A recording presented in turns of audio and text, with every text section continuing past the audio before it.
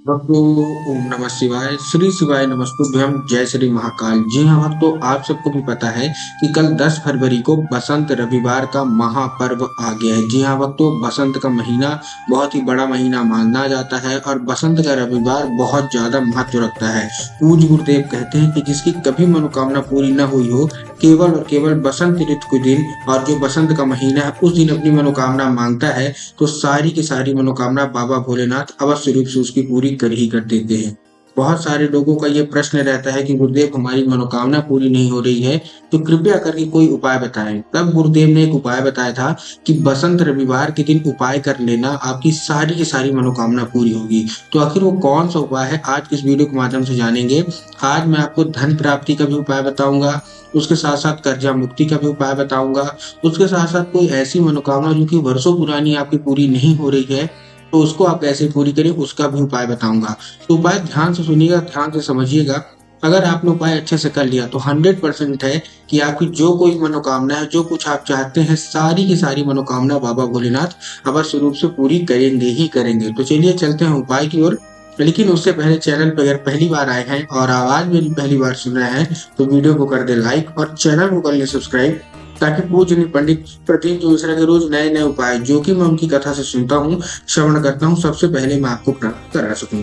तो देखिए, जो हमारा पहला उपाय है वो मनोकामना पूर्ति का उपाय है। बहुत सारे लोगों के जीवन में ऐसी मनोकामनाएं रहती हैं जो कि पूरी ही नहीं होती है। तो आखिर ऐसा कौन सा उपाय करें कि आपकी मनोकामना पूरी हो जाए, आज की इस वीडियो के माध्यम से मैं आपको बताने वाला हूँ। तो ध्यान से उपाय सुनिएगा।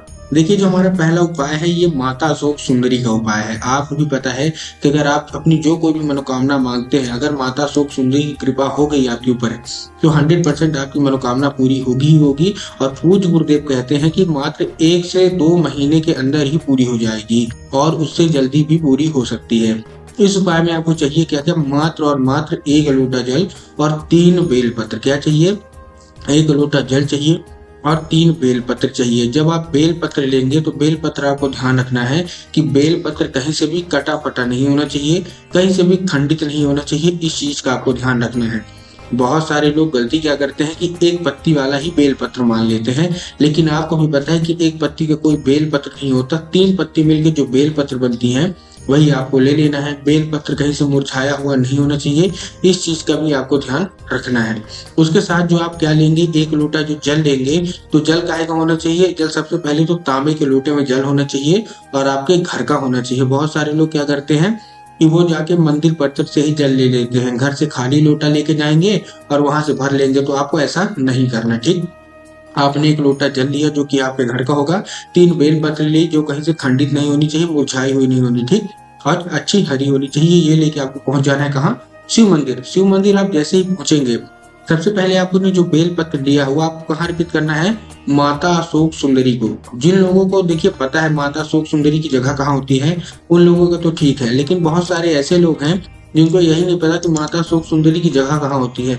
तो मैं उनको बताना चाहूंगा, ध्यान से सुनिएगा। जो जलाधारी हमारी होती है उसके राइट साइड मतलब दाएं भाग में माता अशोक सुंदरी की जगह होती है और लेफ्ट साइड में भगवान गणेश की जगह होती है। तो आपको क्या करना है, माता अशोक सुंदरी की जगह में 3 बेलपत्र आपको अर्पित कर देना है, ठीक। 3 बेलपत्र जब आप अर्पित कर रहे होंगे तब आपके जीवन में जो कोई मनोकामना होगी जो कि वर्षों पुरानी पूरी नहीं हो गई होगी तो आपको बोल देना है। उसके बाद जो आपने 1 लोटा जल लिया है वो आपको दक्षिण दिशा में खड़े होके और उत्तर की ओर अपना चेहरा करके शिवलिंग पे अर्पित कर देना है।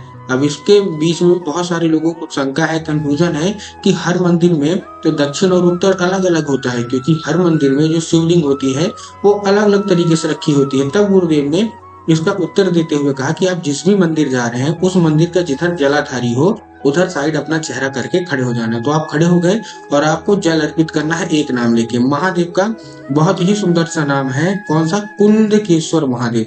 तो आपको कुंदकेश्वर महादेव का नाम लेके उन्हीं का स्मरण करके आपको क्या करना है, अर्पित कर देना है। पूज्य गुरुदेव कहते हैं बड़ी से बड़ी मनोकामना जो कि वर्षों पुरानी आपकी पूरी नहीं हो रही है, केवल और केवल ये उपाय कर लीजिए, आपकी सारी की सारी मनोकामना बाबा भोलेनाथ अवश्य रूप से पूरी कर देंगे, ठीक। तो ये था हमारा पहला उपाय। अब हम बढ़ते हैं दूसरे उपाय की ओर। ये उपाय मैं आपको धन प्राप्ति का उपाय बताने वाला हूँ, ध्यान से उपाय सुनिएगा। इस उपाय में आपको चाहिए 5 कनेर के फूल। बहुत सारे लोगों के जीवन में धन की बहुत कमी है, उनका यही प्रश्न रहता है कि हमारे जीवन में माता लक्ष्मी का आगमन हो नहीं रहा, तो कृपया करके हमको कोई ऐसा उपाय बताएं कि माता लक्ष्मी का आगमन हो जाए, हमारे घर से दरिद्रता का जो आगमन जो बैठी हुई वो चली जाए और हमारे घर में कभी भी धन संपदा की दिक्कत ना हो, महादेव की कृपा हमारे घर में हो जाए। तब गुरुदेव ने एक बहुत ही खास उपाय बताया था और आपको ये बसंत रविवार के दिन अवश्य रूप से कर लेना है। सबसे अच्छी बात इस उपाय की यह है कि आप ये सुबह से लेकर शाम तक कभी भी कर सकते हैं। अब आपको करना क्या है, देखिए आपने ले लिया 5 कनेर के फूल। 5 कनेर के फूल आप जानते हैं जो पीला कलर का होता है, उसी को कनेर का फूल बोलते हैं। आपने ले लिया कनेर का फूल, अच्छे से देखना मुरझाया हुआ नहीं होना चाहिए, ठीक। और ये लेके आपको पहुंच जाना है सीधा सीधा शिव मंदिर। अब देखिए 5 फूल आपने लिया है, 5 आपको अलग अलग जगह चढ़ाना है। कहाँ चढ़ाना है? जो आपका पहला फूल होगा वो आपको शिवलिंग पे चढ़ाना है, बाबा भोलेनाथ की शिवलिंग पे, ठीक। आपने चढ़ा दिया। उसके बाद जो आपका दूसरा फूल है वो आपको भगवान गणेश की जगह पे अर्पित करना है। अभी मैंने आपको जगह भी बताई कि भगवान गणेश और माता शोक सुंदरी की जगह कहाँ होती है। जलाधारी के बाएं हाथ में भगवान गणेश की जगह होती है और जलाधारी के दाएं हाथ में इसकी जगह होती है माता शोक सुंदरी की। तो आपने पहला फूल कहाँ चढ़ाया? पहला फूल आपने चढ़ाया बाबा भोलेनाथ की शिवलिंग पे। जो दूसरा है वो आपने चढ़ाया भगवान गणेश की जगह पे। जो तीसरा है वो आपने कहाँ चढ़ाया है?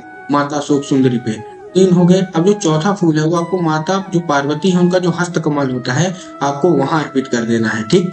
उसके बाद जो हमारा 5वां है फूल वो आपको जलाधारी पे अर्पित करना है। पूज्य गुरुदेव कहते हैं कि जलाधारी में स्वयं माता पार्वती का वास होता है। तो आपको 5 फूल अलग अलग जगह करके ऐसे अर्पित कर देना है। पूज्य गुरुदेव कहते हैं कि अगर आपकी वर्षों पुरानी कोई धन संपदा के रिलेटेड दिक्कत है, केवल और केवल ये उपाय करने मात्र से ही आपकी सारी की सारी मनोकामना पूरी हो जाएगी, ठीक।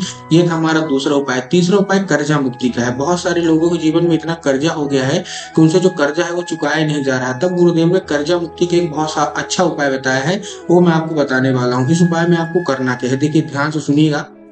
इस उपाय में आपको लेना है 1 कटोरी दूध और 3 काली मिर्च। क्या क्या लेना है? 1 कटोरी दूध लेना है और 3 काली मिर्च आपने ले लिया। लेने के बाद आपको क्या करना है, देखिए 1 कटोरी दूध आपको 2 जगह अलग अलग करके अर्पित करना है, लेकिन कहाँ कहाँ अर्पित करना है वो भी हमको ध्यान से समझना है। देखिए आपको क्या करना है, आपने 1 कटोरी दूध ली, उसमें 3 काली मिर्च ले ली, ठीक। तो जो आपका दूध है वो कच्चा होना चाहिए, इस चीज का भी आपको ध्यान रखना है। और आपको लेके पहुंच जाना है कहाँ? सीधे बेलपत्र के पेड़ के नीचे, ठीक। बेलपत्र के पेड़ के नीचे जाएंगे तो आपको क्या करना है, बेलपत्र की 3 बार परिक्रमा करनी है और माता पार्वती से आपके जीवन में जितना कर्जा हो वो बोल देना है। उसके बाद जो आधा कटोरी दूध है वो आपको बेलपत्र के पेड़ की जो जड़ है वहां अर्पित करना है। केवल और केवल आधा कटोरी, पूरा आपको नहीं अर्पित करना है, ठीक। आधा आपने अर्पित किया माता पार्वती का स्मरण करके।